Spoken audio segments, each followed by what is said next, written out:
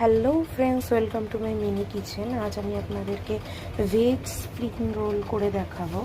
তো স্প্রিং রোলের জন্য ফার্স্টেই আমাকে কড়াইতে তেলটা গরম করে একটা পুর রেডি করে নিতে হবে।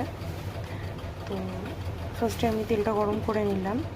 কাঁচা লঙ্কা কুচি, রসুন কুচি আর আদা কুচি তিনটাকেই আমি দিয়ে দিলাম এখানে, দিয়ে ভালোভাবে ভেজে নেব।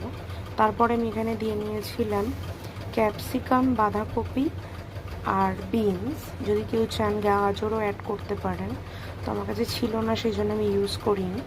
তো দিয়ে ভালোভাবে আমি এটাকে মিক্স করে নেব। আর এই তিনটে সবজিকে আমি ভালোভাবে নুন মাখিয়ে রেখেছিলাম, তো সেই জন্য আমি আর এখানে নুন অ্যাড করিনি।